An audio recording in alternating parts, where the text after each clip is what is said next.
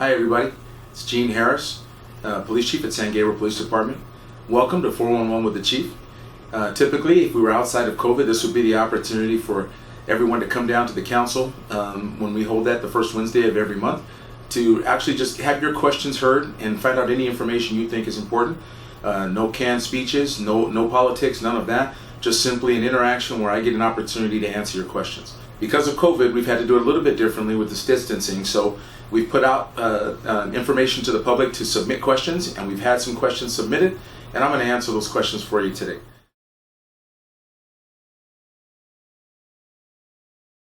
Initially, when COVID started, back probably from March through May, we had an uptick in domestic violence. Most of it was minor domestic violence, and the difference between minor and major, because it's all serious, the difference between minor and major is really contingent upon the type of injury.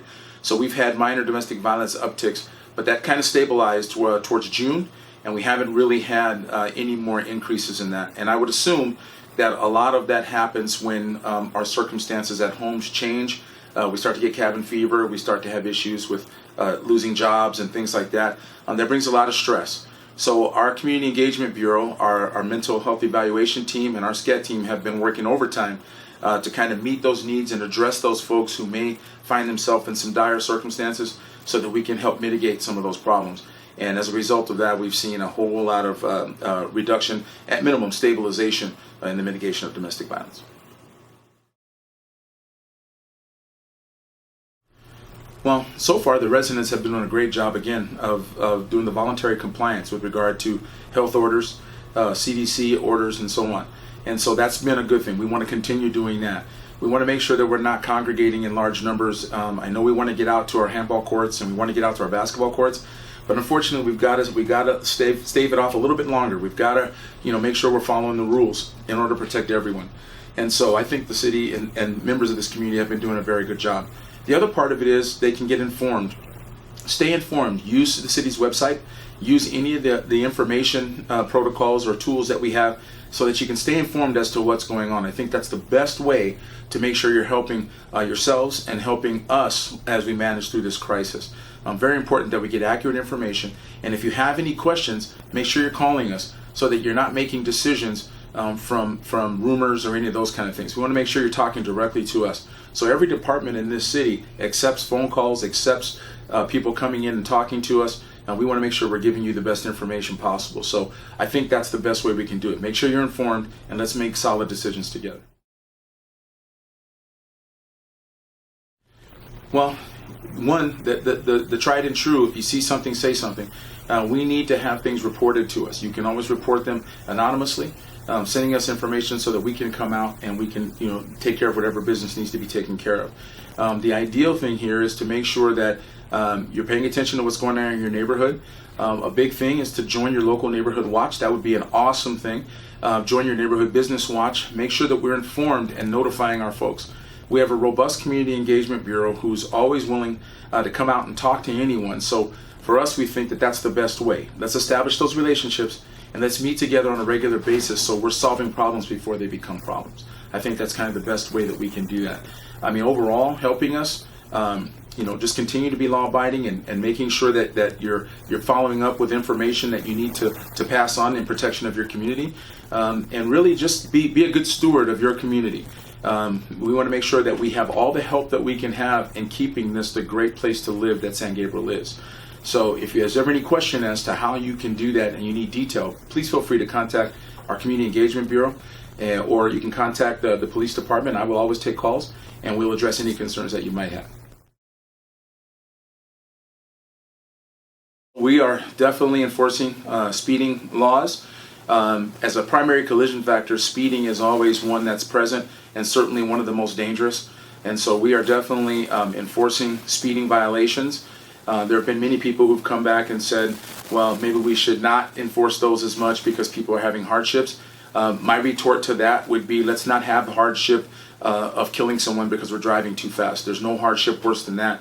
So let's make sure we're meeting the speed limit. If you never arrive at your destination, then you become part of the problem, not part of the solution. So the speed limits are there for a reason. They're there to provide for the safety of the driver, the motorists, cyclists, and pedestrians. So let's just make sure we're paying attention to that so that a ticket is unnecessary. What I would like to see is that we have no speeding violations and we don't have to issue any citations. But where we see it, we're going to cite it. So just be aware of that, and let's do our part to keep that from happening.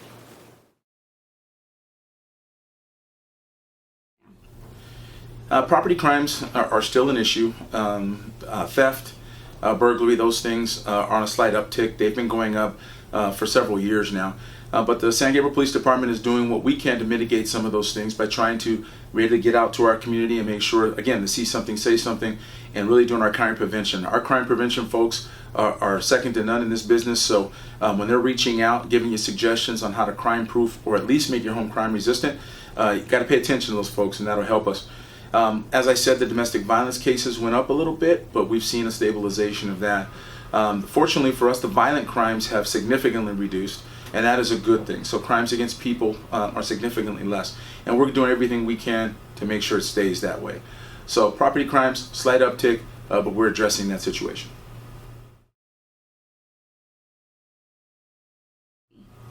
Get informed, participate. I know that's two, but they kind of go together.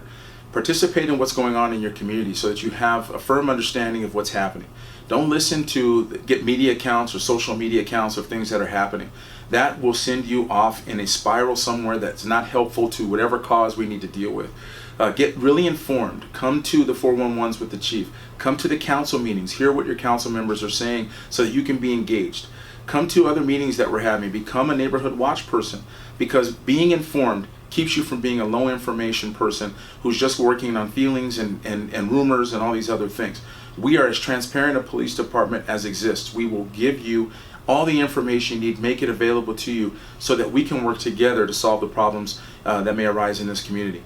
So get informed would be my first thing, and participate. If we sit at home and we don't get engaged with our civic goings on in this community, then we really don't have a grasp on what's happening. We're leaving it to others to figure out, and we just kind of hope it works out. Let's be involved. Let's be engaged. We have an entire bureau that's called the Community Engagement Bureau. Our entire purpose with that is to engage with you folks out there in the community, and we want that to be how we get through any hard times, how we maintain solid relationships, etc. So make sure that you're engaged and get informed.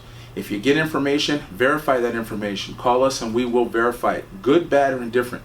And my promise to you folks is, if this police department, and I'm sure this is the case with any other entity in the city, if we do something that goes beyond what we're supposed to do and it's not legal, moral, ethical, safe, or within policy, and we need to make changes, I will apologize to you and get this thing right. We are not above the law. We are not above any of those things. We will take care of the business of taking care of the business. But what we are stewards of this community, and we're going to provide that knock your socks off service, and that's why we represent you. So get involved, get informed. We are in fact going to have a Halloween. I think initially there was some information that went out that said that wasn't going to happen. That has been either reversed or not altogether vetted out, but what we are sure of is that we are going to have a version of Halloween that allows for trick-or-treating. Additional information will come out in a few weeks from the city website along with county information sources. So my suggestion is to refer to those for specifics, but the great thing is we are going to have a Halloween and we will be able to trick-or-treat. So check those sources, get the information, and again, stay informed. Hello, this is Greg DeVink, the Public Works Director for City of San Gabriel, and this is 411 with the Chief. And today I'm out in the field with our field operations crew, and the city has rented a crack seal trailer. Kind of noisy. But what this trailer is doing is melting hot tar, and the crew runs it through this line into a heated hose, and then the squeegee pushes it more into the crack. The reason we're doing this is to get ahead of a slurry seal contract where this work is normally done by the contractor, and we are trying to save money by doing things ourselves. So this is a rented trailer, and our in-house staff and every dollar we save in the contract work is another dollar we can use for the paving work to get more streets done. Up ahead, I don't know if you can see it way out there, is 2 more people cleaning out the cracks, cleaning out the debris, killing any weeds that are in there, and blowing the street clean before the crack seal trailer gets there. So what we're doing with the crack seal is fixing cracks like this, where water can get into the street. And if this is a slurry seal street, the slurry is just too thin to deal with larger cracks. So if we put in this hot tar and seal the crack, the slurry coat will be flush right over it. This provides a flexible and much more durable sealant. Water will less likely get through the street, and it will last much longer. So just here's the sample of this morning's progress, and we are on Ramona. Right now we are out at Smith Park.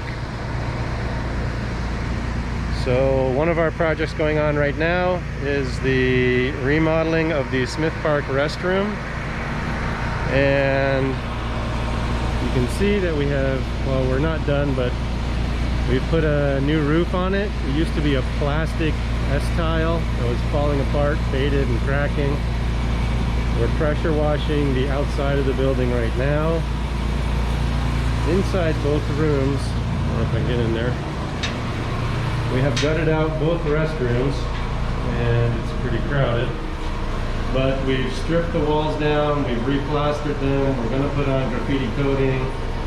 We will get new fixtures and partitions, new lighting. We're going to paint the ceiling white. We're going to upgrade the faded, worn out skylights.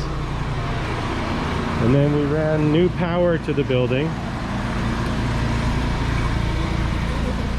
So the old power circuit wasn't sufficient. It used to trip a breaker too easily. So we've run new power all the way back to the building way out there through a trench. We're pressure washing and cleaning the building right now, taking off any old graffiti and dirt and grime. We will be providing an anti-graffiti coating on the whole outside as well as the inside. And we are changing out all the windows to the office area. So you can see there's a new window and there's a hole in the wall where a window will go. So that's Smith Park. We've also recently repainted the play equipment over there. And we have upgraded the lighting. You can see in the background. Closer to us is an old light. It's an inefficient style. And behind it is 2 new LED lights, and those provide much more light for half the energy use, and we're using half the light fixtures. Another recent addition at Smith Park, our county provided vote by mail boxes. There is another one just like this at Lugo Park. The county has installed them over concrete pads that the Public Works Department poured adjacent to this sidewalk and adjacent to the parking lot at Lugo Park. This one is near the tennis courts on Clary and the new playground area. Please feel free to use them during election season. Thank you. Thank you, folks, for all of your questions. And remember, it's the first Wednesday of every month that we have 411 with the Chief. You'll be able to see on the website when we will be accepting other questions. And please remember that even though there's a cutoff right now on your questions, all questions will be answered. Just the late ones will be pushed back to the next 411 with the Chief. So no questions will be turned away. I don't want there to be any misunderstanding about that. We are here to answer any of your questions. If you want them directly, call us. If you want them to be put on the 411 with the Chief so that everyone can hear your question, please feel free to send them in and we will get that question answered. So from Gene Harris here at the Police Department, I want to tell you, thank you for being a part of what we're doing. And anything else that you might need, we want to be the people to help you get there. So thank you very much and have a great rest of your day.